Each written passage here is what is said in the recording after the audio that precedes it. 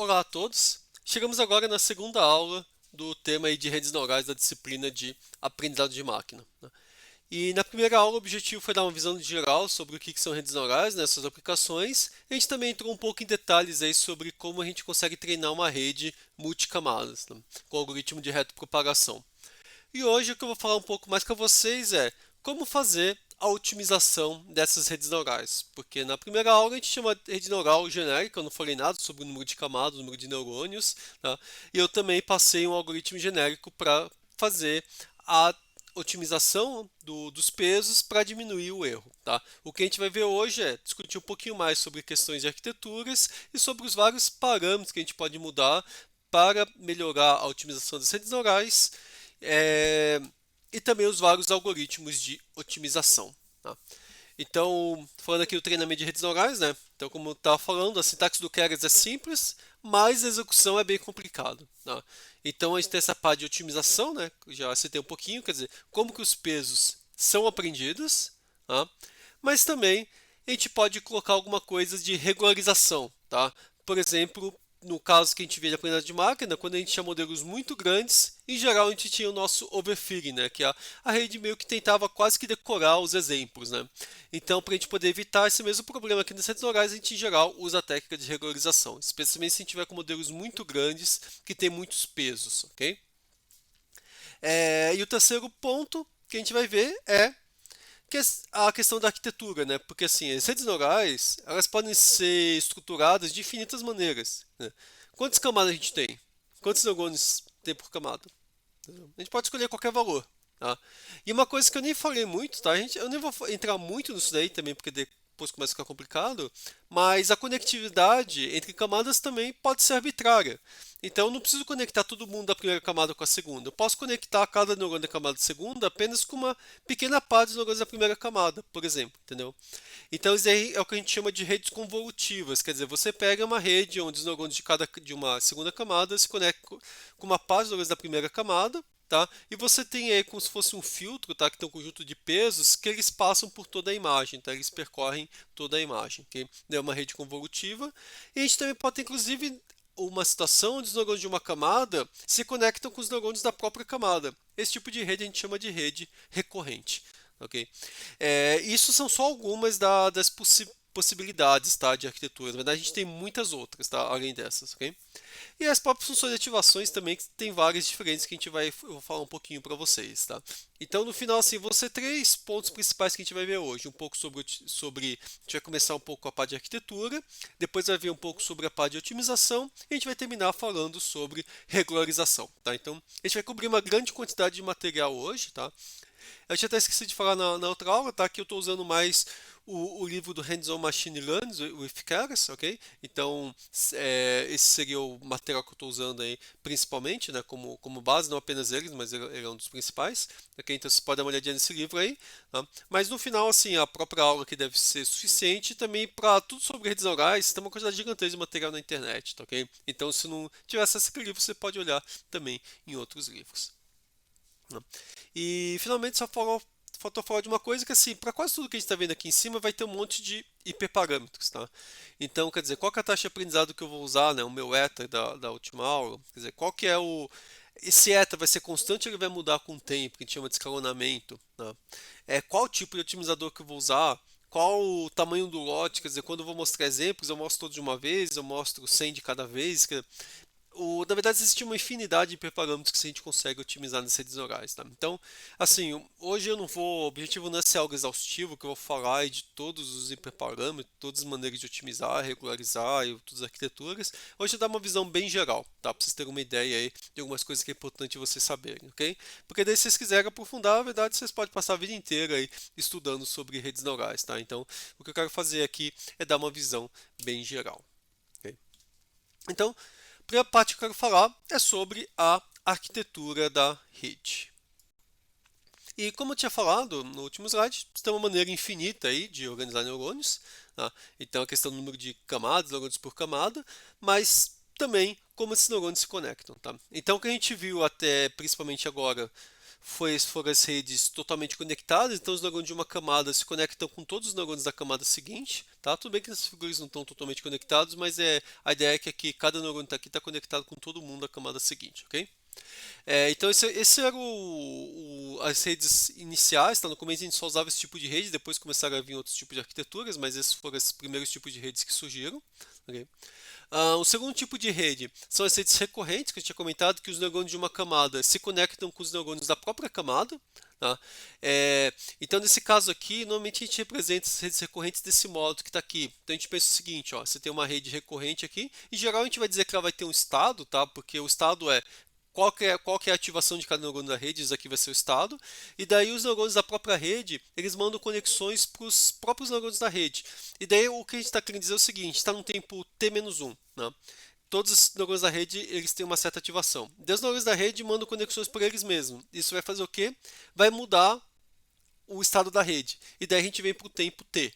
Depois você faz isso de novo, e daí você vai mudar de novo o estado da rede, você vem para o tempo t-1. Tá? Então, nesse tipo de rede, em geral a gente usa esse tipo de diagrama que está dizendo, ó, você tem uma mesma rede que vai mudando de estado com o tempo. Tá? Então, isso aqui às vezes confunde um pouco o pessoal, porque numa rede normal, né, por exemplo, essa totalmente conectada, cada grupo de neurônios aqui, são neurônios diferentes, né?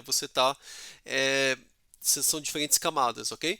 E aqui não, aqui em geral na rede recorrente, cada uma desses grupos aqui, eles são os mesmos neurônios, só que em momentos de tempo diferentes, tá? Então eles acabam confundindo um pouquinho, tá? A gente não vai discutir muito de redes neurais recorrentes, mas é legal vocês saberem, tá? E boa parte dos modelos de linguagem, que eu falei, eles começaram com redes recorrentes, tá? Mas hoje em dia eles não usam mais esse tipo de rede, eles usam uma outra rede que eles chamam de mecanismo de atenção, que eu também não vou aprofundar muito aí, mas a ideia que o mecanismo de atenção é que você mostra toda uma entrada para a rede, ele consegue olhar para momentos específicos aí da sua entrada. Então você tem uma frase e você quer interpretar ela, ele pode ir lá e ela pode focar a atenção, por exemplo, em palavras específicas. Tá? Então você tem uma palavra, você quer ligar com os adjetivos, ele consegue focar nos adjetivos ou o sujeito com predicado. Tá? Então são essas receitas que a gente chama de atenção, que eu nem coloquei aqui porque elas são mais complicadas ainda, ok? E daí a gente também tem as redes convolutivas. Essas redes convolutivas elas são muito populares, tá? E basicamente virtualmente todos os exemplos aí de divisão computacional, eles usam redes convolutivas, tá? Tem algumas agora com atenção, mas a maioria ainda está usando redes convolutivas. E a ideia é aquela que eu falei, cada neurônio de cada camada, ele olha apenas para alguns neurônios da camada anterior. Tá? E daí assim, eu vou ter um conjunto de pesos desses neurônios aqui para cada neurônio daqui. Tá? E esses pesos aqui são os mesmos para todos os neurônios. Então a gente pode até pensar assim, que um conjunto de pesos aqui que ele está olhando é como se estivesse procurando um padrão na imagem, por exemplo, uma linha vertical, uma linha horizontal, alguma coisa assim. E daí eu vou passando esse meu filtro aí por todos os pontos da imagem para ele poder achar esses padrões aí. Tá? Só que daí eu penso, bom, como que eu faço aí para identificar diferentes padrões? Eu vou ter vários filtros por camada, então eu posso ter 32, 64, 128, posso ter quantos filtros eu quiser. Tá? E daí quanto mais filtros, mais tipos de padrões eu consigo reconhecer. Okay? E uma coisa legal é que esse modelo aqui foi fortemente inspirado no nosso sistema visual. Tá? Nosso sistema visual também tem uma arquitetura desse tipo aqui, onde à medida que você vai passando de camada em camada, cada neurônio dessa camada aqui olha apenas por uma pequena parte dos neurônios da camada anterior. E você acaba tendo um pouco desse conceito de filtros, porque diferentes neurônios eles procuram diferentes tipos de características. Então isso aqui é muito inspirado aí no nosso sistema visual. Então nosso sistema visual aparentemente achou uma solução muito boa aí para processamento de imagens, né, para poder, sei lá, identificar imagens, tá? E no final a gente acabou copiando isso daí, no caso das redes neurais artificiais, ok? E só mais uma coisa aqui sobre redes recorrentes, tá? Nosso cérebro, virtualmente todas as redes, os circuitos que tem no nosso cérebro são de redes recorrentes, tá ok? Então também aqui redes recorrentes pode dizer que a gente foi olhar um pouquinho aí por como que está sendo processada a informação no cérebro, ok? Esse modelo aqui totalmente conectado é uma super simplificação, assim, nosso cérebro em geral não tem essa arquitetura que os neurônios daqui só conectam só com essa, só com essa, só com essa e todo mundo se conecta. Tá, acabou sendo uma simplificação, mas foi o primeiro modelo que foi utilizado. Tá? E aqui assim, eu estou falando desses outros modelos, tá? Até para vocês terem uma ideia aí de todas as possibilidades, mas nessa disciplina aqui só vai dar tempo de a gente trabalhar com totalmente conectado, não vai dar nem tempo de a gente olhar o resto, tá? Porque a arquitetura de redes convolutivas a gente tem que passar um tempão para explicar o que, que são filtros, ele é muito mais complicado do que uma rede totalmente conectada, e como aqui é uma coisa introdutória, a gente vai ficar só nas redes totalmente conectadas, ok? Mas aqui, eu falei que eu não ia nem mostrar um pouco de atenção, mas aqui eu vou mostrar um pouquinho só para vocês terem uma ideia, tá, de algumas arquiteturas avançadas, tá? Então isso aqui seria um exemplo aí de uma rede de, é, de imagens, tá, chamada ResNet. Então é uma rede que tem, nesse caso aqui ele tem 34 camadas, tá? E aqui essa rede aqui, ela também tem algumas conexões que chamam de conexões residuais, que assim, o seu sinal ele vai passando por várias camadas, mas tem alguns momentos que ele também copia o sinal, ele pula as camadas e joga uma cópia do sinal aqui na frente, tá? Porque isso aqui ajuda lá naquela propagação do gradiente quando eu faço a minha retropropagação, tá? Então isso aqui seria a minha rede com as camadas residuais, sem elas, tá? Então são redes bem grandes, tá? Essa aqui é uma outra rede bastante popular, já tem alguns anos já, e hoje em dia você consegue treinar ela em qualquer GPU aí de computador doméstico, qualquer não, tem que ser uma GPU boa, mas você consegue treinar, tá? Que é uma rede de 19 camadas também, a VGG19, que funciona bem, e daí com 19 camadas também consegue fazer um reconhecimento visual, tá? Em geral, quanto mais camadas, em geral ela funciona melhor, tá? Você precisa de mais dados, tá? Mas em geral ela funciona melhor, ok? É, esse aqui é um exemplo aí de uma rede recorrente, tá? Para tradução, tá? De duas linguagens aqui, de Bangla para o inglês, ok? Então o que ele faz? Ele lê um texto no Mangla, então que eu tenho uma rede recorrente, onde em cada passo de tempo, lembrando a rede recorrente, cada um disso aqui é um passo de tempo, ok? Tem caso da passo de tempo ele recebe como se fosse uma palavra e ele vai processando a palavra e vai seguindo aqui.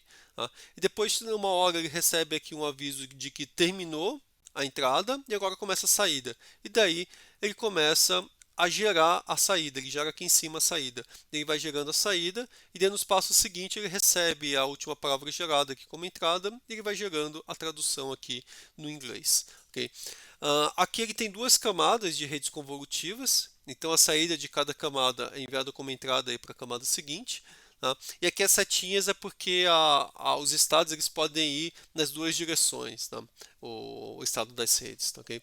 Então isso aqui é uma arquitetura típica dos primeiros modelos aí de linguagem. Então, hoje em dia a maioria está usando a tensão dos modelos maiores, mas esse modelo em geral funciona razoavelmente bem. Tá? A gente fala que a gente tem duas partes, uma parte que é o codificador, né, o encoder, e o decoder, que é o decodificador. Okay? E aqui eu tenho a rede de atenção, que eu acho que hoje é o modelo aí mais falado, aí, que tá, quando você pensa em modelos grandes, basicamente a grande maioria está usando agora atenção. Tá?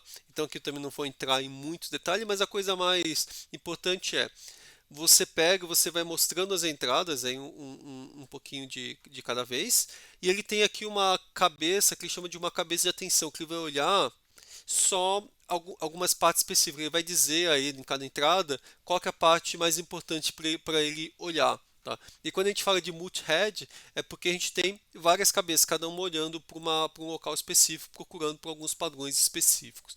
Okay? E daí ele pega, a gente usa isso daqui na entrada, e daí aqui a saída a gente vai fazer uma coisa parecida com essa. À medida que ele vai gerando a saída, ele vai mostrando aqui a saída que ele gerou como entrada aqui, de novo para ela. Okay? E daí ele meio que usa aí tanto a informação aqui na entrada, como a informação da saída que ele está gerando aí para poder fazer o que for, né? Seja classificação, seja tradução, assim por diante, ok?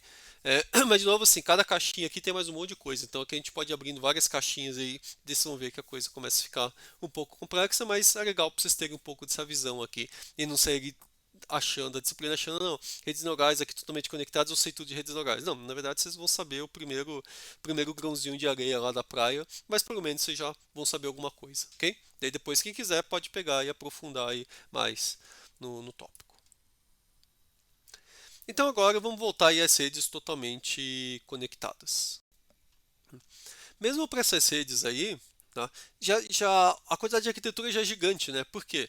A gente pode definir, por exemplo, quantas camadas que a gente quer ter. A gente quer ter uma, quer ter 20, quer ter 60, quer ter quantas. Tá? Então isso aqui já já é um parâmetro importante, tá?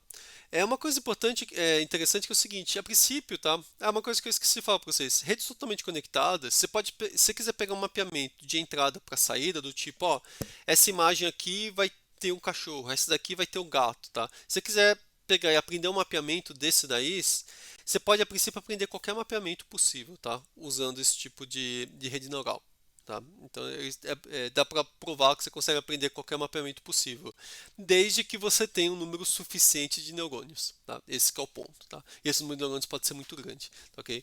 Então, assim, a princípio, uma camada escondida seria o suficiente para você aprender qualquer mapeamento. Mas, na prática, as pessoas utilizam várias camadas. Tá?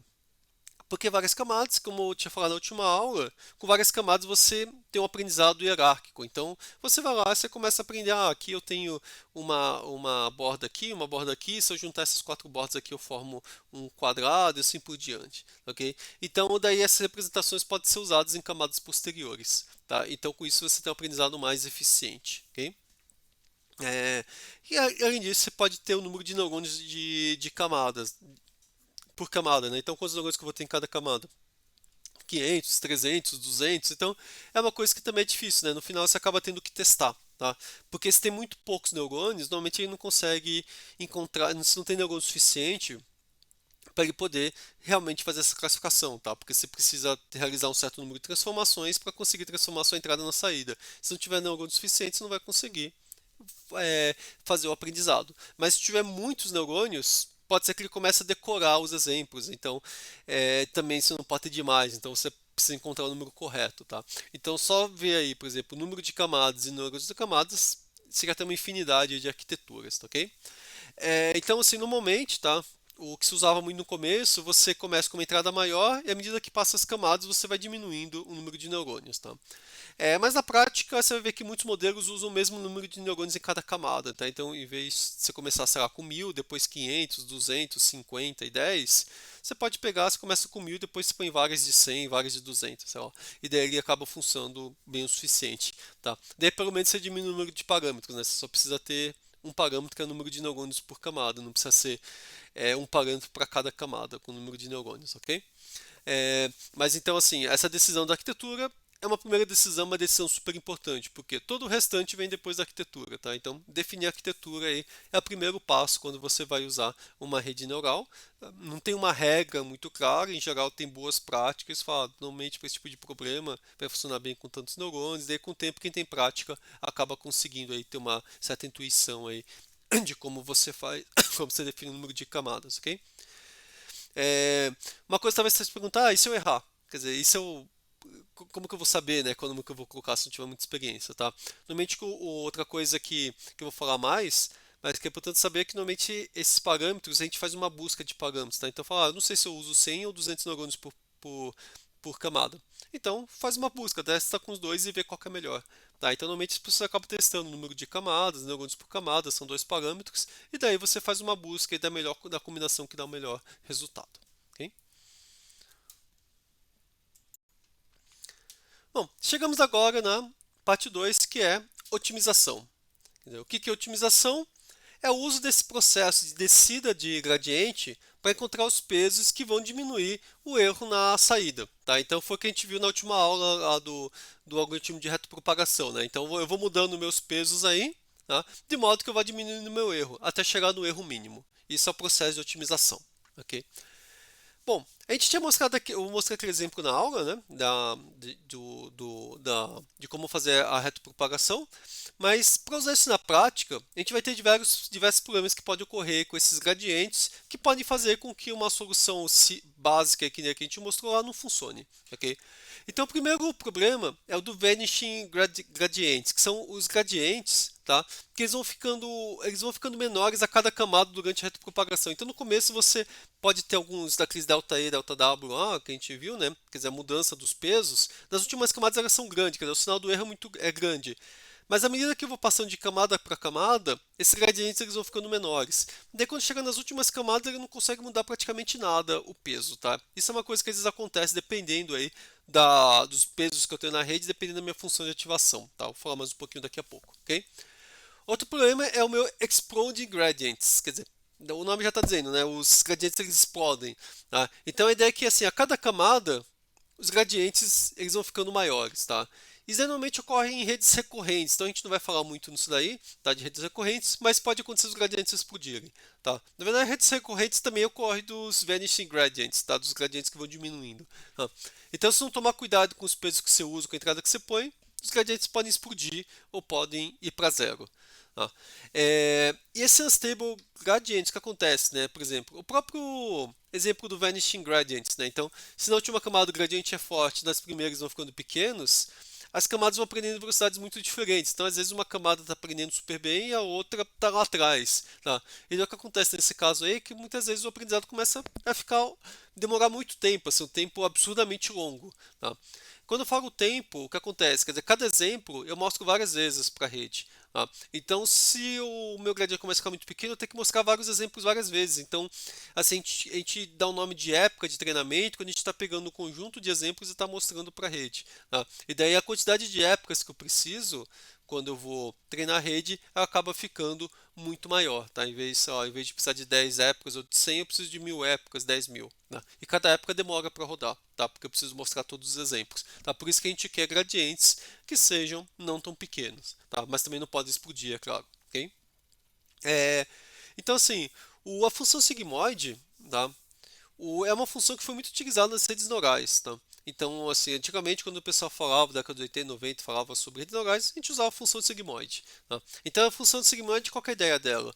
Ela tá ela é mais ou menos em torno de meio aqui, quando a entrada é zero, tá? Quando a ativação é zero. À medida que a ativação aumenta, ela começa a aumentar até que ela satura. Tá? E aqui embaixo a mesma coisa, quando diminui uma ativação, ela vai diminuindo, e chega aqui embaixo, ela vai saturando.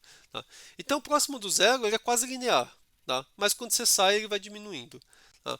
Então, qual que é o problema, né, dessa função? Tá? Essa função aqui tem vários problemas. Tá? A primeira é que vejam que a média de ativação dela é meio, não é zero. Então o que acontece? Quanto mais neurônios eu tiver numa camada, maior vai ser a ativação dos neurônios da camada seguinte. Por quê? A ativação média é meio. Se eu tiver 100 neurônios, a minha ativação total média vai ser 50. Se eu tiver 1000 neurônios, minha ativação média total vai ser 500 quando eu somar todo mundo, tá? Então isso acaba tendo um problema, porque a ativação da camada seguinte vai depender aí do meu número de neurônios da camada anterior, tá? Na verdade não é o número de neurônios, mas é o número de conexões, tá? Então se for uma rede totalmente conectada, o número de conexões é igual ao número de neurônios, ok? Um segundo problema é que você vê que ela satura. Então, se algum neurônio cair aqui ou cair aqui, ele não consegue mais aprender, porque você não tem mais gradiente, tá? O gradiente, lembrando que é sempre a derivada aqui, tá? O gradiente aqui é zero. Então, o neurônio cai lá e não consegue aprender mais nada, tá? Então, isso acaba dificultando muito o aprendizado, ok? E o outro problema que tem é que, assim, se a gente inicializar os pesos, tá? Porque era uma prática muito comum antigamente, eu vou inicializar todos os meus pesos com zero e um desvio padrão 1, pesos aleatórios, tá? Uma normal com média zero e desvio padrão 1, tá? Se a gente fizer isso, o que vai acontecer? A minha variância ela vai tender a aumentar a cada uma das camadas. Isso porque dependendo da ativação, se ela for aumentando, eu começo a jogar aqui para cima, né? Então o neurônio ou está ativo ou não está ativo à medida que vai passando as camadas, então sua variância ela vai aumentando, tá? Então, assim, ela tem vários problemas essa função sigmoide, tá? E assim, inclusive, uma das limitações das redes neurais iniciais que ela não conseguiu resolver problemas difíceis é porque a função sigmoide ela era utilizada, tá? Hoje em dia, às vezes até usa em algumas situações, mas na prática, na grande maioria dos casos, as pessoas não usam mais a função sigmoide, tá? A gente usa outras funções, ok? E a função, entre as funções que a gente usa, tem várias agora, tá? Mas praticamente todas elas são alguma variação da ReLU, tá? ReLU significa meu Ratified Linear Unit, seria uma função linear, tá? Só que em vez de ela ser linear por todo o espaço, ela é linear só a partir do zero. E abaixo de zero, o valor dela, por exemplo, é zero, ou é um valor fixo. Tá? Aqui tem aqui tem essa função aqui que está em rosa em roxo aqui com no traço ponta aqui, tá vendo? Então, até chegar no zero, o valor dela é zero, e acima disso, ela passa a ser um valor linear. Tá? Então a gente fala é uma função linear, mas ela é retificada aqui embaixo, tá ok? Então essa foi uma função que passou a ser utilizada e que assim, a grande vantagem dela é que ela não tinha a saturação com entradas maiores, né? Que era o grande problema que acontecia aqui no Sigmoid, se aumentando as entradas ela saturava. Tá? Mas obviamente, se olhando aqui, você fala, mas ele tem um problema aqui quando é menor do que zero, né? E realmente isso é um problema, e depois as pessoas começaram a ver maneiras de resolver isso daqui, ok? Isso daqui é a minha função aqui, tá aqui a minha sigmoide, né, que a gente usava aqui, né, que eu mostrei. E aqui eu também tenho uma outra parecida com a tangente hiperbólica, que vai de -1 até 1. E aqui é a minha função a degrau, né, que ela é ou é -1 ou 1, tá ok? Mas essa relu aqui foi quando começou a crescer o tamanho das redes, tudo a função relu foi uma das que trouxe o maior ganho aí de desempenho das redes neurais, foi o uso dessa função relu por causa desse problema do gradiente aqui, que ele se acabava saturando aí para entradas maiores. Tá? Bom, mas daí assim, essa função acabou tendo esse problema, né? Porque se o valor está abaixo de zero, o gradiente é zero, então a gente fala que esse neurônio efetivamente morre porque ele não se mexe mais, não tem mais gradiente para mudar o peso, então você não pode, o neurônio não pode cair aqui. Tá? Então o que eles começaram a fazer foi fazer variações da minha ReLU. Tá? Então eu tenho esse meu leak ReLU, que ele pega, quando chega aqui embaixo, ele não fica zero, mas ele só muda o ângulo aqui, tá? Para um ângulo um pouquinho diferente. Então você evita esse problema aqui de ter gradiente zero. E depois vem uma outra que é Exponential ReLU, que é a mesma coisa, só que agora aqui em cima ele é linear e aqui embaixo ele vai ele vai deixando de ser linear seguindo uma função exponencial. Então, então no começo é linear e quanto mais longe do zero você está, ele vai saturando, mas ele satura mais para frente, ok? Mas o importante é que assim, você ainda mantém um pouco de gradiente aqui e no caso positivo você é linear, então você não tem a saturação aí no caso positivo. Tá? E então assim, quer dizer, uma vantagem do ReLU é que não tinha nenhum parâmetro, tá? Era zero e depois sobe aqui linear. Quando você vai para o Leak ReLU, você já passa a ter um parâmetro, você tem que pegar o ângulo dessa segunda parte aqui, tá? E quando você vai no ELU, você passa a ter dois parâmetros aqui, tá? Que você vai ter que definir também não, desculpa, é um parâmetro só, estou confundindo com outro exemplo aqui, tá? Mas aqui você vai ter que também definir o alfa, que é o valor aqui que ele chega aqui no caso infinito, né? Então você acaba tendo um parâmetro aí que não tinha no ReLU, mas na prática esse ReLU funciona bem melhor, não sempre, mas em geral ele funciona melhor do que o ReLU, então ele acaba sendo o que é utilizado normalmente, tá? E uma desvantagem também do ReLU aqui, do Leak ReLU, é que você tem aqui um ponto que a derivada aqui não existe, né? Então, agora quando você vai para o ReLU, a derivada sempre existe, ok? Porque lembrando que a gente precisa sempre do cálculo da derivada para propagar aqui o meu gradiente, né? O que acontece aqui é que é só um ponto que a derivada não existe, né? Então, em geral, as coisas nunca são exatamente zero, né, no computador, né, número real, né? Então, se é um pouquinho maior que zero, você põe para cá, se é menor do que zero, põe para cá. Se acontecer de ser exatamente zero, daí define um dos dois aqui e usa ele, ok? Mais o ruim é que você fica com aquele negócio, né? Até um certo momento é um, depois de repente passa a ser alfa a derivada, tá? Então você fica com essa descontinuidade, mas funciona. Tá? E daí hoje eu acho que talvez uma opção que funciona ainda melhor do que as outras é esse CELU, que é o Scale de ELU. Tá? Ele é igualzinho o ELU, a única diferença é que ele coloca um parâmetro de escala aqui na frente. Tá? Não vou entrar muito em detalhe aqui, mas ele define qual que é o valor do alfa e define o outro parâmetro de escala que você coloca aqui. Tá? Ele fica com dois parâmetros. Ok? E daí ele tem algumas vantagens aí, tá? Porque ele garante aí que quando você está propagando a sua entrada, né? Você põe a sua entrada e vai propagando de camada em camada. Ele meio que se você usar o CELU aí e com algumas condições, ele garante que as saídas de cada camada vão estar normalizadas, tá? Então ele acaba sendo melhor aí, porque se elas são sempre normalizadas, o gradiente ele é propagado de modo aí mais constante, né? Você não fica tendo aqueles aumentos, diminuição do gradiente dependendo da camada, tá? Então o aprendizado nesse caso seria mais rápido, ok?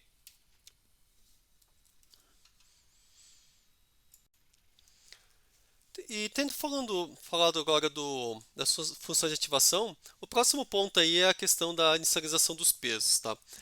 Então, os pesos que você coloca inicialmente na rede, eles são bastante importantes aí tanto para que a rede consiga achar aí um mínimo de energia, né, como também a velocidade que ela converge aí para encontrar esse mínimo aí da função de erro, ok? Então, assim, para fazer com que o sinal ele possa fluir adequadamente, o ideal é que a gente consiga fazer com que a variância do sinal, tá, que entra em cada camada seja igual em ambas as direções, tá? Tanto quando você está fluindo na direção, né, da frente, né, quando você está na direção normal, né, que está propagando o sinal originalmente, quanto na reta propagação, tá? Em ambas você tem que ter uma variância parecida, tá? Porque isso vai garantir aí que o seu sinal aí depois do erro para você gerar o gradiente, ele seja parecido em todas as camadas, ok? E além disso, com isso também também o sinal não explode ou se extingue, né? Porque se ela vai aumentando a variância a cada camada, uma hora ele explode. Se ela for diminuindo, ele vai extinguir, tá? Então a gente tenta deixar elas o mais próximo possível, ok? É, e assim, uma maneira de obter uma boa aproximação, tá? A gente pode olhar aí para o número de entradas, que a gente chama de fan-in, e o número de saídas, fan-out, de cada camada, para definir quais que vão ser os pesos iniciais, tá, ok? Então, se você tem muitas entradas ou muitas saídas, provavelmente você vai querer o quê? Você vai colocar os pesos menores, tá? Porque é uma rede que tem um monte de camadas, tá? Um monte de neurônios e vai mandar um monte de conexões para a camada seguinte, provavelmente você vai precisar ter um peso um pouco menor nesse começo aí, porque senão o que vai acontecer? Você vai ter um valor muito grande aí de entrada para a camada seguinte, ok? Então no final, assim, essas funções de inicialização elas levam em conta isso daí, quer dizer, qual é o número de conexões que você tem para definir os pesos, tá?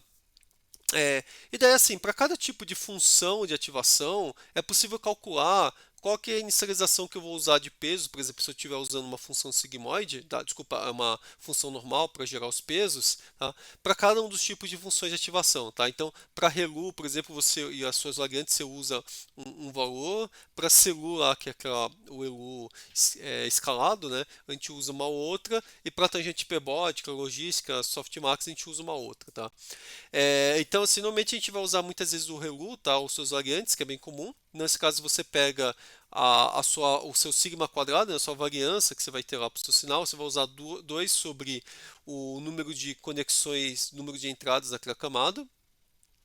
Se você estiver usando CeLU, você vai fazer 1 sobre o número de conexões, que a CeLU ela meio que já está normalizando aí as saídas, né?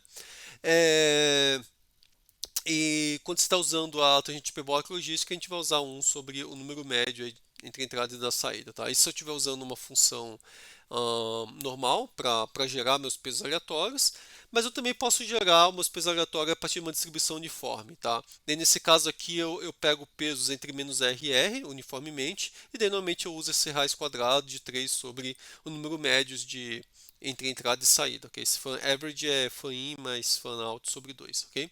E daí com isso eu pego e eu defino essa minha distribuição, ok? Então, inclusive no Keras, quando eu vou pegar, se eu vou definir uma camada, eu defino aqui o número de neurônios, eu também defino a função de ativação, tá? Então eu tinha mostrado um exemplo, né, na última aula que era o ReLU, aqui ele está usando o ELU, que é uma variação aqui do ReLU, tá? E para inicialização ele está usando o RI normal, que é esse RI aqui, a partir de uma distribuição normal, e daí ele já faz esse cálculo para você. Você não precisa fazer esse cálculo automaticamente, você só precisa saber o que é a inicialização de RI para você saber qual que você vai utilizar, ok? Aqui provavelmente também deve ter o RI uniforme para você poder usar daqui e algumas outras opções, tá? Em geral, essa inicialização ela pode melhorar aí o seu tempo aí para que essa rede ela convirja.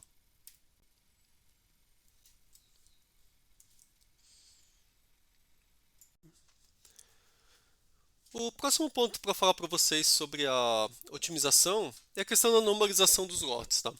Porque o que acontece? A gente discutiu um pouco das funções de ativação e a inicialização dos pesos, né? Então, se a gente fizer escolhas adequadas, o que vai acontecer? Inicialmente, a gente vai ter essa propriedade que a variabilidade, a variância aí do sinal propagado tanto para frente quanto na volta, né? Elas são iguais. Só que isso ocorre só no começo, porque à medida que a rede vai aprendendo, né, vai mudando os pesos, os problemas podem reaparecer, tá? Porque daí os pesos não vão mais ser os pesos iniciais, vão ser pesos diferentes, e daí os problemas reaparecem, ok? Então vocês vão ver que uma prática bastante comum que é pegar e mesmo fazendo uma boa escolha aí de função de ativação e inicialização, mesmo assim, as pessoas pegam e adicionam uma camada de normalização antes ou depois de cada neurônio. Desculpa, de cada camada de neurônio, tá? Então acontece, por exemplo, vou colocar aqui, né? Você tem inicialmente a camada de entrada, depois você tem uma normalização. Uma camada aqui totalmente conectada, normalização. Camada totalmente conectada, normalização. Depois você vem a saída. Então a ideia é que assim, na saída de cada camada você vai pegar e vai normalizar os seus valores que são propagados, tá? Então como que é feito isso daí, tá? Isso daí é feito por batch. Eu acabei não falando muito para vocês sobre os batches, tá? O batch na verdade seriam lotes, né, tradução em português, porque assim, normalmente você tem muitos exemplos para se apresentar, né? Digamos que tem 20 mil exemplos, tá? E daí treinar 20 mil exemplos de uma vez acaba sendo consumindo muita memória. Então normalmente os exemplos são divididos em batches, em lotes, por exemplo, 200, tamanho 200, para dar um exemplo, tá? Então o que eles fazem é o seguinte, eles pegam e depois de cada camada, eles vão pegar a saída aí de todo mundo daquela camada, tá? Então isso aqui vai ser o meu valor inicial, aqui vai ser o meu x, ok? Tá aqui, tá? Então eu vou subtrair o valor médio de todos os exemplos daquele batch na saída daquela camada, vou subtrair para que todos fiquem com média zero, e depois eu divido pelo desvio padrão para que todos fiquem com o mesmo desvio padrão, tá ok? Então eu estou fazendo aqui a minha normalização, tá? Esse epsilon aqui é só para evitar que o sigma seja zero e dê um erro aí na execução, ok? E daí depois disso, fazendo essa normalização, eles podem pegar e colocar aqui um fator aqui de escala, multiplicar aqui para ele aumentar um pouquinho o valor e também adicionar um beta aqui para dar um valor fixo em cada camada, ok? É, então com isso daqui, você vai garantir o quê? Que em todas as camadas, tanto na ida quanto na volta, você vai ter as suas entradas e saídas aqui normalizadas, tá? E você vai conseguir garantir isso por todo o seu treinamento, tá? Então você vai ver que isso daqui é muito comum, a maioria dos modelos já usa isso daqui, às vezes o pessoal mal cita que tem essa normalização, porque é uma prática meio padrão, tá? E normalmente assim, a gente vai estar trabalhando aqui muito com modelos pequenos, tá? Com poucas camadas, mas em geral esse tipo de coisa é mais importante com modelos maiores, à medida que você vai aumentando o número de camadas. Por isso que para a gente às vezes não aparece tanto esse problema aqui. Okay? O único ponto é que agora também você tem dois parâmetros a mais, né? O gama e o beta. Então você vai adicionando cada vez mais parâmetros para você aprender, ok? Mas esse gama e o beta aqui eles são aprendidos durante o treinamento, então você não precisa pegar e você definir, tá? Mas são alguns parâmetros a mais que acabam aparecendo aí, ok? É, Então, quando vocês virem esse batch normalization aqui, você já sabe o que que é, tá? Também não vou entrar também muito em detalhe, porque assim, na verdade cada slide aqui vai ficar falando meia hora, tá? Mas vamos lá, porque o objetivo aqui é ser bem introdutório, ok? Bom, agora vamos continuar com otimização, tá? Mas agora o que eu vou discutir com vocês são as escolhas de otimizadores, tá? Então, vou ter dois slides aqui que eu vou falar de diferentes otimizadores que estão disponíveis aí no Keras e que são usados aí pelas pessoas aí que trabalham aí na parte de redes neurais, ok? Então assim, o otimizador padrão, tá, é o meu Stochastic Gradient Descent. Esse daqui é basicamente o algoritmo lá que eu comentei com vocês na última aula, né, quando eu estava falando lá do algoritmo de repropagação. Só que ele tem esse nome aqui de stochastic porque a princípio assim, aquele gradiente lá teria que ser calculado sobre todos os exemplos de uma vez, tá? Todos os exemplos que você tem para treinar na rede. Só que em cada passo, né? Só que daí agora, ao invés de pegar todos os exemplos para calcular o gradiente, a gente pega só uma pequena parte, que seria o meu bet, o meu lote, tá? Por isso que ele fica estocástico, ok? Porque ele está fazendo uma aproximação aí, ok? E a gente está selecionando a princípio esses elementos de modo aleatório, né? Quem que vai entrar aí no seu algoritmo, tá? Mas isso daí é o otimizador padrão do Keras, tá? E ele funciona razoavelmente bem, mas por outro lado, foram propostos depois da literatura diversos outros otimizadores que em geral eles vão acelerar a convergência ou até mesmo encontrar melhores soluções, tá? Então esse GD pode ser um bom exemplo para você começar a usar, mas provavelmente trocando o algoritmo de otimização, provavelmente você vai conseguir um desempenho melhor, ok? Então, a primeira modificação aqui para o SGD, tá, que é bastante utilizada, é o uso de momento. Tá? Então, o que é o momento? Tá? A ideia é que é o seguinte, quer dizer, você tem o SGD, né? Então em cada passo ele vai definir para você como que você vai mudar os pesos. Tá? O momento ele faz o seguinte, ele vai pegar, como o próprio nome diz, ele está pegando um pouco da ideia do momento da física. Então ele fala o seguinte, ó, inicialmente você tem zero momento, ele calcula só a mudança de peso, tá? Daqui vai ter o algoritmo, ok? Então m é zero, então esse termo vai ser zero, eu vou calcular aqui meu termo do gradiente, que é o que a gente tinha visto lá na minha última aula, na última aula, ok? Daí no passo seguinte, o que ele vai fazer? Ele vai pegar uma parte, vai pegar o último valor aqui, tá? Aqui, então que foi o último valor do gradiente, vai multiplicar por um beta e vai somar com um novo gradiente. Então você pensa o seguinte, no segundo passo, a sua mudança do peso vai ser igual à mudança aqui que você vai calcular do gradiente, mais a direção que ele estava indo no último passo, ok? Então, com isso daí, o que vai acontecer? Se você começou a pegar, você começou a descer aqui numa certa direção, a tendência é que ele vai pegando o momento, ele vai começando a descer cada vez mais rápido, tá? Isso daí ele acaba acelerando aí o seu aprendizado, especialmente às vezes você tem um platô que está indo muito devagarzinho, ele rapidamente vai lá e começa a pegar velocidade para passar por esse platô mais rápido, ok? Então eles mostram aí que quando você usa ele, você acaba convergindo aí o seu, desculpa, você acaba aumentando a velocidade de convergência. Né? Aqui existe uma velocidade terminal, tá? Porque ele vai pegando, né? Ele vai, por exemplo, você pode pegar aqui um beta, por exemplo, 0.9, né? Então ele começou numa direção com 1. No segundo passo ele vai adicionar esse 1 mais com 1. Ele vai pegar essa direção que estava indo multiplicado por 0.9. Então ele vai pegar, ele vai aumentar, né? É, quer dizer, ele vai aumentar se estiver na mesma direção, né? Então vamos começar de novo. Você está descendo uma direção aqui, ele desceu um certo valor aqui, tá? M. No passo seguinte, digamos que ele vai continuar na mesma direção. Ele vai pegar o valor do gradiente e somar o M anterior. Então o seu M vai aumentar agora, porque você vai estar somando 0.9 do M anterior mais o gradiente. Então por isso que ele vai aumentando em cada passo, tá? Então ele mostra que isso daqui ele atinge uma velocidade final quando você vai fazendo isso, que é 10 vezes a taxa de aprendizado, ok? Então se a sua taxa de aprendizado for 0.01, ele consegue chegar a uma velocidade máxima até 0.1. Tá?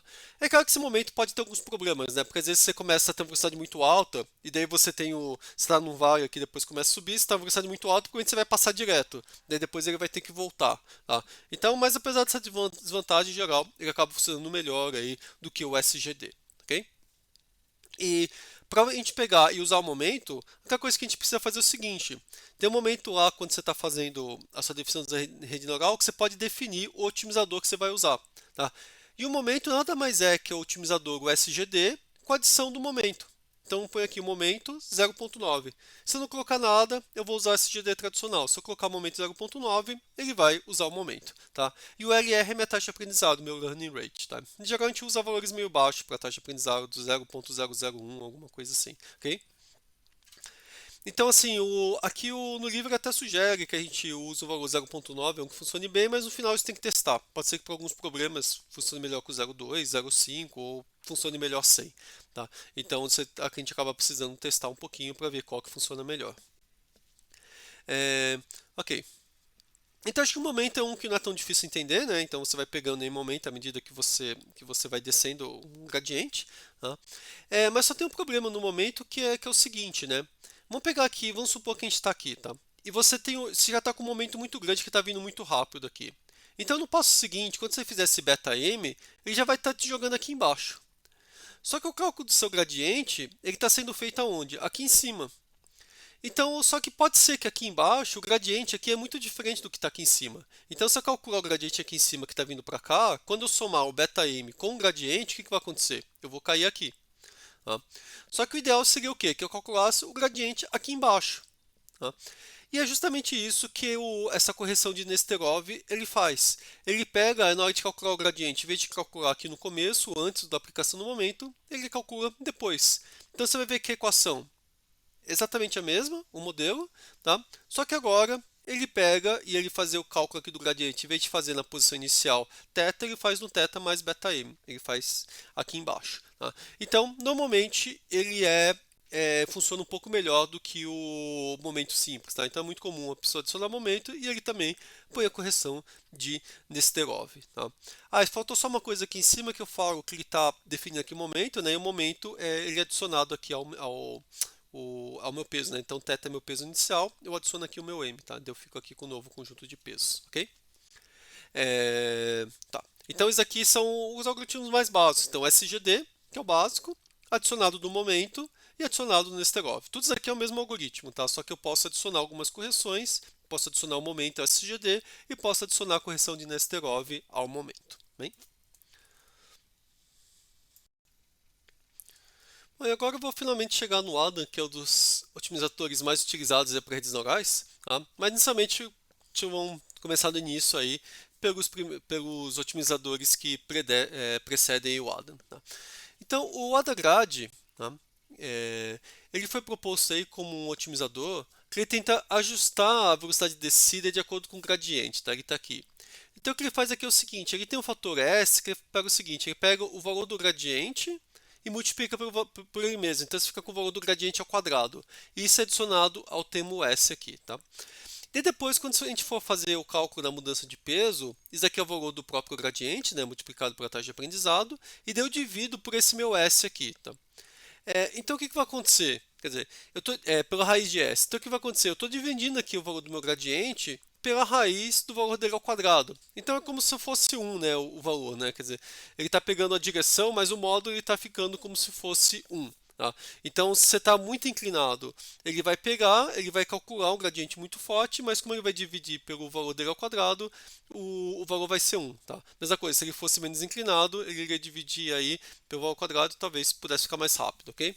Então, ele tenta meio que ajustar aí a velocidade de acordo com o gradiente. Tá? Então, ele evita aí que locais gradientes muito grandes ele gera esses gradientes muito bruscos aí, tá? Mas o único problema é que assim, esse S aqui se vê que ele só cresce. Então ele começa a crescer. E daí, à medida que vai passando o tempo, rapidamente esse valor fica grande. E daí a mudança do aprendizado ela cai muito rapidamente. E daí você acaba estabilizando muito rápido e não chega no mínimo. Tá? Então ele acaba tendo esse problema aí. Tá? E depois, para solucionar esse problema, foi proposto o RMS Prop, tá? Que ele é a mesma coisa que o AdaGrad, só que agora, em vez do S, que ele está sempre copiando o valor do S, ele faz um beta vezes S. Então, daí o que acontece? O S ele vai decaindo. Então, se um valor estava muito rápido o gradiente, tá? Depois de repente o gradiente diminuiu, esse S que estava muito grande, ele vai diminuindo a cada passo. Então, ele vai meio que tentando pegar. Se for pegar aqui, ó, ele está pegando beta S mais 1 menos beta, tá? Então, a soma desses dois termos é 1. Esse valor ao quadrado do gradiente, tá? Então, ele pega uma contribuição de qual que é a força do gradiente naquele momento e soma com qual que era o S nos passos anteriores. Tá? Ele faz uma combinação dos dois. E a dependência aí do S com os passos anteriores, ele decai exponencialmente. Então, ele depende muito de quanto que era o S no passo anterior, mas depende menos a 2 passos atrás, depende menos a 3 passos atrás e assim por diante. Tá? Então, a gente fala que o valor do S ele vai decaindo exponencialmente se você não tivesse mais gradiente aqui, tá ok? Mas se tiver um gradiente aqui, ele decai o S exponencialmente, mas ele aumenta um pouco o valor daqui, então ele acaba pegando um pouco o equilíbrio desses dois aí. Mas por que ele funciona melhor então que o AdaGrad? É porque assim, quando está então com aquele gradiente muito forte em algum momento, ele só pega aquele efeito de desacelerar naquele momento. Tá? Depois que o gradiente grande termina, o S começa a decair e daí o otimizador ele segue o caminho normalmente, ok? Então essa desaceleração do gradiente muito forte, ela é temporária. Tá? E aqui, inclusive, ele mostra que o AdaGrad, tá? Então, se tivesse um gradiente decente, ele começa aqui com um gradiente muito rápido, ele vem, ele abre muito aqui a curva e depois ele começa a diminuir para chegar aqui. Tá? O AdaGrad, a princípio, ele vai desacelerando, ele segue um caminho mais direto aqui pro valor de mínimo, ok? É, então, o RMS próprio ele tem essa melhora aqui no AdaGrad. Tá? Em geral, o RMS próprio funciona bem, tá? É um algoritmo bastante usado no otimizador, que em muitos casos ele é o que funciona melhor. Tá? Mas apesar dele funcionar bem, a gente tinha um momento que é um algoritmo que é bastante utilizado também. Né? Então, o que alguns pesquisadores fizeram foi bom, vamos tentar juntar RMS prop com o momento. E daí caiu no Adam, né? Você pode pegar o ADA aqui do seu AdaGrad com o M aqui do momento, você cai no Adam. Tá? E daí, nesse caso, o que ele faz? Ele pega o RMS prop, né, e adiciona aquele termo de momento aqui. Tá? O termo de momento é esse mesmo que eu tinha aqui em cima. Tá? A única diferença é que agora, quando ele vai pegar esse termo de momento, tá? Ele faz aqui esse decaimento exponencial também no termo de momento, fica parecido com o que ocorre aqui no S, tá? Que tinha no RMS próprio. Então o momento cai, tá? Mas ele também adiciona uma contribuição aqui do gradiente com o valor 1 menos a taxa de decaimento do momento. Ok? Então você tem o M e o S, e daí quando você vai calcular aqui o seu θ, você leva em conta aqui o valor aqui da mudança do peso com o momento dividido pelo valor do S aqui, mas esse valor do S que vai caindo exponencialmente, ok? A contribuição de cada termo, ok? Isso tem uma coisa a mais aqui que quando ele vai pegar esse M aqui para colocar na equação aqui embaixo, primeiro ele faz uma transformação que ele divide o M por 1 menos beta 1 elevado a t. Qual que é a ideia aqui? Beta 1 é um valor alto em geral, então, no primeiro momento, t igual a zero, isso daqui vai ser. Desculpa, o primeiro momento t igual a 1, né? Esse valor aqui vai ser alto perto de 1, então isso daqui vai ser quase um valor próximo de zero. Então, esse m aqui, inicialmente, vai ser bem alto. Depois, à medida que o tempo vai passando, o beta 1 elevado a t ele cai rapidamente, né? E daí o momento passa a ser um momento normal. E por que ele faz isso? Porque no começo, você não tem momento nenhum, né? Que nem se a rocha lá que vai descer pela montanha, no começo ela começa bem devagarzinho, então isso aqui ele dá um impulso inicial aqui para você já começar com um momento mais alto, ok? E aqui ele faz a mesma coisa para o S. Tá? E daí aqui tem esse beta 1 e beta 2 são dois parâmetros que você define. Okay? Então esse ADA aqui também é um algoritmo aí que otimizador frequentemente utilizado, acho que é um dos mais populares, e normalmente ele funciona super bem, o ADA. Okay? E daí se você quiser utilizar o RMS prop aqui no Keras, é só você definir keras.optimize RMS prop, você define aqui sua taxa de aprendizado, né? Que é o seu eta aqui, e o seu rho, na verdade, é o beta que está aqui, tá ok? E daí você pode, o valor 0.9 é o valor normalmente utilizado. E aqui embaixo eu posso fazer a mesma coisa para o Adam, daí eu chamo de otimizador Adam, passo aqui a taxa de aprendizado, e eu posso definir aqui meu beta 1 e meu beta 2, ok? Tá aqui também o beta 1, beta 2, eu defino eles aqui. Tá? E daí eu pego e eu rodo esse otimizador. Tá? Então, em geral, também as pessoas tentam vários otimizadores, tá? Então, se fosse tentar, eu tentaria provavelmente o momento com Nesterov, também o RMS prop e o Adam. Tá? E às vezes escolher o otimizador certo faz uma diferença grande aí na sua velocidade de convergência do seu algoritmo. Ok?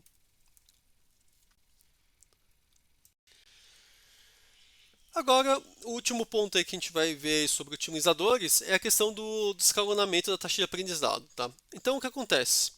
Se você tiver uma taxa de aprendizado muito alta, ele converge rápido, mas muitas vezes ele não consegue atingir o valor ótimo, tá?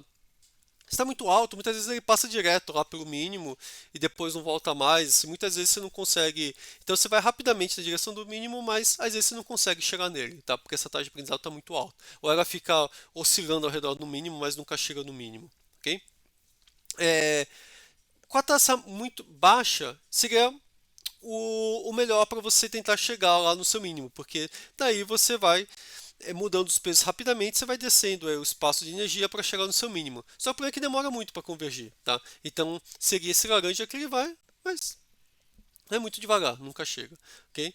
E daí o ideal qual que seria? Bom, ser um algoritmo que você começa mais rápido e à medida que você vai chegando aí próximo do mínimo, você vai diminuindo a velocidade, para que daí ele consiga chegar aqui no mínimo, tá ok? Não, desculpa, eu estou trocando aqui. O verde seria uma taxa ideal. Se eu tivesse que usar um eta fixo, ele seria aqui. Então ele começa aqui com uma perda que vai diminuindo, diminuindo, vai diminuindo até indo em direção ao mínimo, tá? Só que ele demora um pouquinho mais para convergir. Qual que seria o ideal? Você começar com uma taxa alta, que nem o que está aqui no meu lilás, e daí à medida que ele vai chegando à solução, ele começa a diminuir a taxa de aprendizado. E daí então você vê que ele começou convergindo super rápido, mas ainda assim ele continuou indo em direção ao mínimo. Tá? Esse que seria o ideal. Quer dizer, é uma taxa de aprendizado que vai mudando, ela começa mais alto e depois diminui. Tá, ok? Então quando a gente fala de algoritmos de escalonamento e taxa de aprendizado é isso, quer dizer, como que a sua taxa de aprendizado muda aí durante o seu período de treinamento. Tá, ok? Ahn, então, em inglês eles vão chamar de scheduling, tá? Se eu for procurar aí o nome. Tá? Então, o ideal aqui, então, o que é? Começa com uma taxa alta e diminui aos poucos. Tá? Isso aqui é uma lista de diferentes otimizadores aí que existem aí para sua taxa de aprendizado, tá? Dos schedulers, ok? Para os escalonamentos, tá? Então, assim, tem vários aí, por exemplo, o Exponential Decay, ele começa alto e vai caindo rapidamente com uma velocidade exponencial, tá? Então, esse é um que pode funcionar bem, mas o problema é que ele cai muito rápido, né? Então, rapidamente ele já está próximo de zero, tá? É... Um outro comum é esse piecewise constant decay, que ele fica no valor, depois cai um pouquinho, fica no valor, cai um pouquinho, fica no valor e vai fazendo isso, tá? Então ele é um que é legal, né, que ele vai caindo num ritmo constante e é bem fácil de entender. Então ele também é bastante popular, tá? Mas os que estão ficando mais comuns aí, que eles têm um desempenho muito bom, são esses decaimentos que são baseados no cosseno, tá? Eu chamo de cosine decay e cosine decay restart, tá? Então, por que que o pessoal gosta desse decaimento de acordo com o cosseno, tá? Porque o cosseno ele segue assim, ele começa aqui num valor, fica alto por um tempo, depois ele começa a cair, vai caindo rapidamente, e depois ele vai rapidamente, ele vai lentamente chegando aqui num valor pequeno, tá? Então ele dá um tempo para o algoritmo com uma taxa de aprendizado alta para que ele consiga sair daquele ponto inicial e chegar mais próximo aí do seu mínimo de energia, tá? E daí, à medida que ele vai chegando, ele vai diminuindo aqui a sua taxa de aprendizado até chegar num valor baixo para ele tentar procurar exatamente onde está o seu mínimo, tá ok? Então isso aqui acabou sendo bem popular, que vale a pena vocês tentarem, porque assim, quando vocês vão rodar a rede neural, vocês podem deixar um running rate fixo, mas vale a pena vocês tentarem o algoritmo de escalonamento, que às vezes você pode acelerar bastante aí o seu aprendizado, tá? Seria a diferença se você vir da curva verde para essa curva aqui, a lilás com pontilhado. Você vê que em menos passos ele já está com um erro bem menor, ok? É, E daí, assim, também tem um outro que chama o decay aqui com o restart do cosseno, que ele faz o seguinte, ele começa aqui com uma taxa alta e vai caindo até chegar no mínimo. Chega aqui no mínimo, ele volta aqui para um valor mais alto e vai decaindo até ficar com o mínimo, tá? Então a ideia é que é a mesma do cosseno, mas em alguns momentos ele aumenta de novo, porque às vezes ele está preso lá no mínimo local de energia e não consegue sair. Daí quando você dá esse aumento aqui na taxa de aprendizado, às vezes ele consegue sair daquele vale que ele está para continuar procurando aí o mínimo da energia, tá? Então, em algumas situações, esse aqui também funciona bem e está sendo também bastante utilizado, ok? Então, assim, na verdade, isso aqui não diria que é a primeira coisa para vocês tentarem, tá? Isso aqui talvez seja uma das últimas que vocês vão mexer. Então, acho que o mais importante é vocês terem aí a arquitetura ideal, acho que disso de longe é o mais importante, né? É, ter que escolher uma boa taxa de aprendizado também no começo, começar com pesos também adequados, né? Começar tudo isso daí, mas depois, assim, se vocês estiverem, à medida que vocês estiverem trabalhando com o modelo, algumas vezes fala, não, agora deixa eu mexer nesse escalonamento de taxa de aprendizado, porque daí não só ele melhora a convergência, mas também ele pode até melhorar o erro, tá? Porque, sei lá, esse verdinho aqui, por exemplo, aqui ele vai indo abaixo do outro. Às vezes você ganha um pouquinho, mas se vocês ganhar 1%, 2% aí, pode ser interessante, ok? Então era isso que eu queria falar de otimização, tá? E só uma coisa assim, quando a gente for na parte prática, a gente vai brincar um pouquinho com algumas desses itens aí. Não vai brincar com muito, porque são muitas opções para a gente mexer, mas algumas coisas a gente brinca aqui, ok? E finalmente chegamos aqui no terceiro aspecto aí da parte de otimização dos modelos, que é a regularização. Do mesmo modo que fazemos regularização, né, nos modelos de aprendizado de máquina que vimos até agora, tá? Aqui também precisamos, tá? Para evitar o overfitting e evitar que o modelo acabe decorando os exemplos aí, né? Que é aquele caso onde no conjunto de treinamento o modelo vai super bem, quando você vai para o conjunto de teste o desempenho fica muito ruim, tá? Bom, e a primeira técnica aí para a gente fazer a regularização é simplesmente fazer uma parada antecipada, que a gente chama de early stopping. Que seria o seguinte, quando você for treinar o seu modelo, tá? Você passa os seus dados de treino, tá ok? O X e o Y aqui de treino, tá? E você diz por quantas épocas você quer treinar o seu modelo, tá? Então, se forem 50 épocas, ele vai fazer 50 épocas, onde cada época ele apresenta todos os seus exemplos e modifica os pesos. Ele vai fazer isso 50 vezes, tá?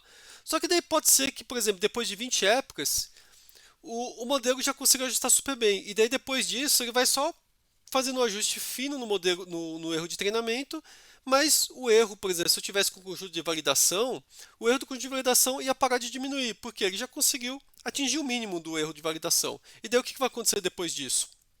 A tendência é que o erro de treinamento continue diminuindo, mas o erro de validação fique igual ou até comece a aumentar.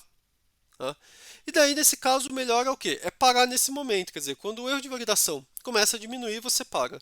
Tá? Então, isso é meu early stopping.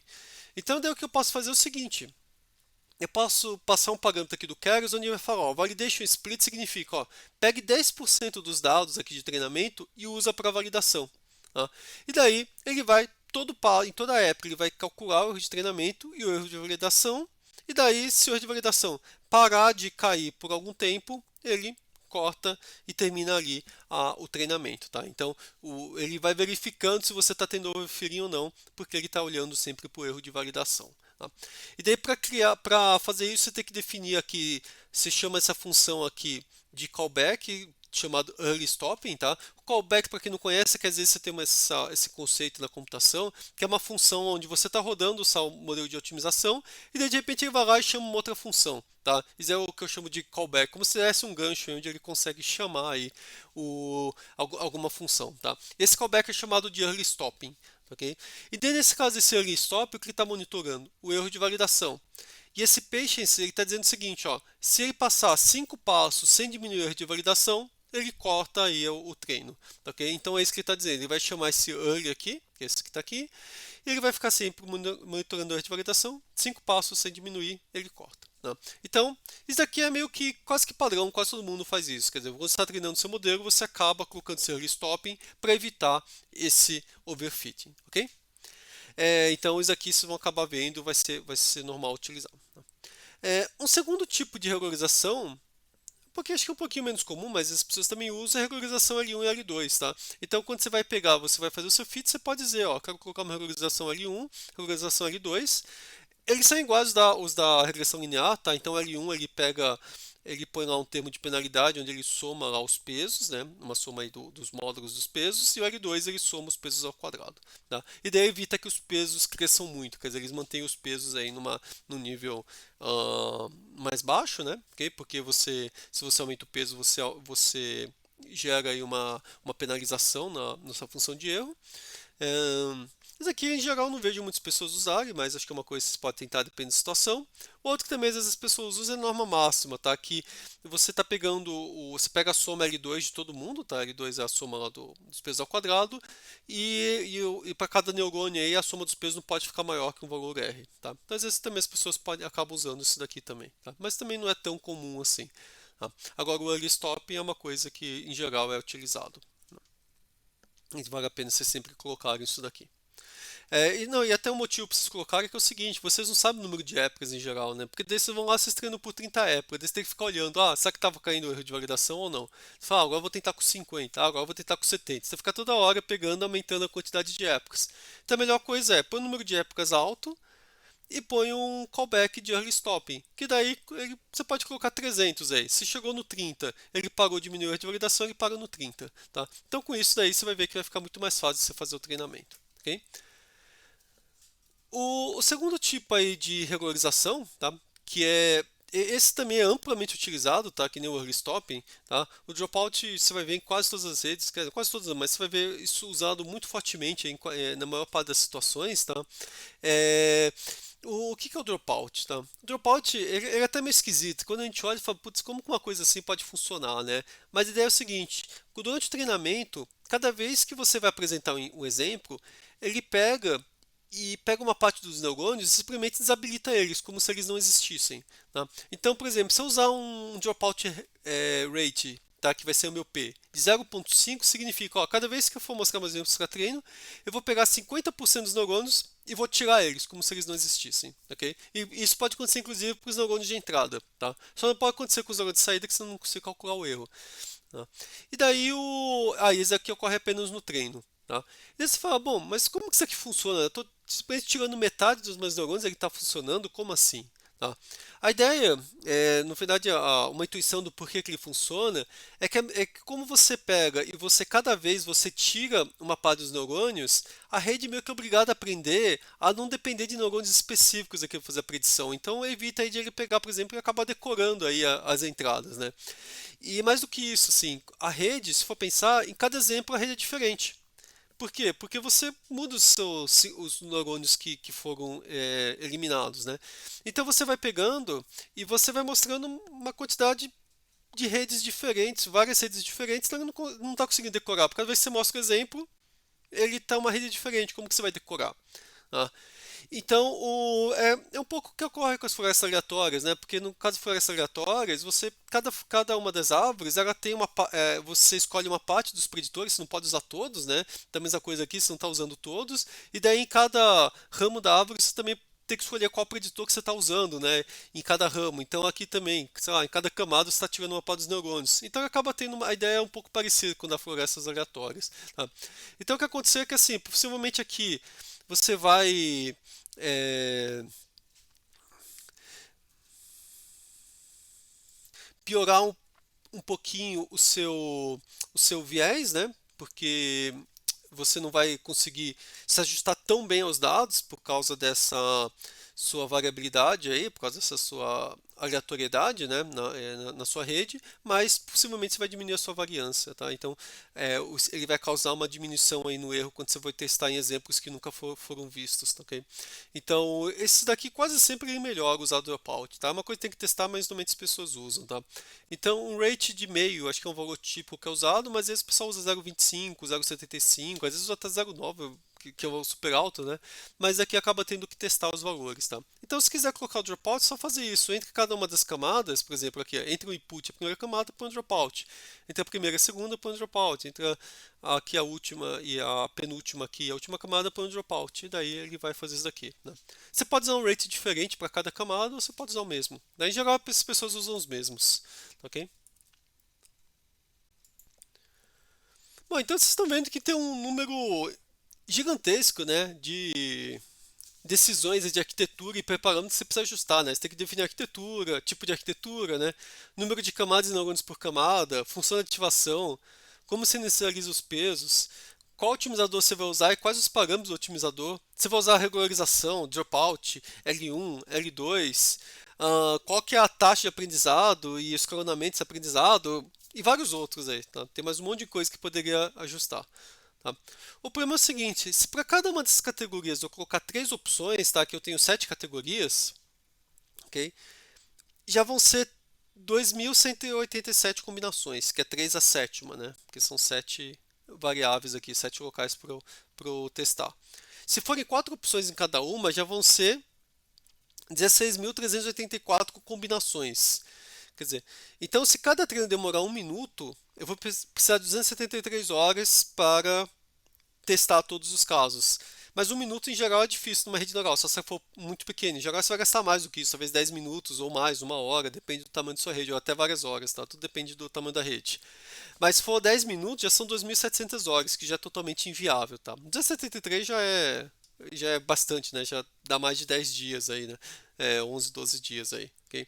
Então, no final das contas, né, a gente acaba não conseguindo testar tudo isso daqui, tá? Então, assim, essa parte de otimização é quase que uma arte aí que você vai pegando e talvez trabalhando muito com redes neurais, lendo artigos, vendo pessoas como que eles utilizaram, você vai conseguindo aos pouquinhos aí ter ter uma ideia de quais são os bons parâmetros, tá? E normalmente não dá para tentar otimizar tudo de uma vez também. Como eu falei, uma busca aqui vai demorar muito tempo, tá? Então, assim, se forem poucas opções, você pode fazer uma busca em grade, que ele fala que você vai testando todas as combinações. Se forem muitas, talvez você possa trabalhar com alguns subgrupos de cada vez, depois você fixa esses subgrupos e trabalha com outros, que daí fica muito mais fácil, tá? Então primeiro você fala, vou definir aqui, depois definiu aqui, vou trabalhar com essa parte aqui. Sei lá, você vai definindo alguns subgrupos de cada vez, tá? Não é o ideal, né? O ideal é testar tudo de uma vez, mas demora muito tempo. Tá? Mas assim, então quando fala em redes neurais, né, que o pessoal fala, não, demora muito, você precisa de muitas placas, muito poder computacional para pegar e otimizar as redes neurais. E às vezes você vai lá e fala, mas eu rodei aqui em 10 minutos, deu certo? Até que não é tão absurdo, mas é que você testou com um parâmetro só, né? E você. Então você pegou uma rede já pronta com alguém que já descobriu os parâmetros, daí fica fácil. Mas o problema é você tentar pegar um problema novo que você não sabe quais são os parâmetros e ter que ir atrás. E daí, nesse caso aí, o tempo já passa a ficar muito grande. Tá? Então, acho que isso é uma das grandes dificuldades aí na questão de redes neurais, é trabalhar com todos esses parâmetros aí. Então, muitos casos, assim, a gente tem uma ideia de qual que é melhor, mas nem sempre o que a intuição que a gente tem dá certo. Então, as pessoas em geral acabam testando aí realmente diferentes valores. Tá? O que você tem às vezes é guidelines do tipo, para o dropout, meio em geral funciona razoavelmente bem, mas não significa que o meio vai ser o melhor para você, entendeu? Você vai testar o Adam, sei lá, vou usar um momento de 0.9 e em geral funciona bem, mas talvez 0.9 não seja melhor para você, então você acaba precisando testar, tá ok?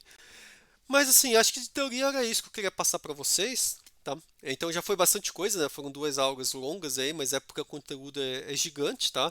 E aqui de novo a gente tá só na superfíciezinha lá, bem na pontinha lá do iceberg, tá? Porque a quantidade de coisa que você pode trabalhar aí é muito grande em redes neurais, tá? Então só para falar assim, se vocês quiserem continuar, o próximo passo seria estudar redes convolutivas, depois pode estudar redes recorrentes, redes de atenção, então tem várias arquiteturas que vocês podem pegar e vocês podem estudar. Além disso, vocês podem pensar em diferentes aplicações, né? Tentar pegar e rodar as redes neurais para diferentes classes de aplicações. Vocês também podem testar métodos de aprendizado, né? Então, eu falei do supervisionado, vocês também podem trabalhar com auto-supervisionado.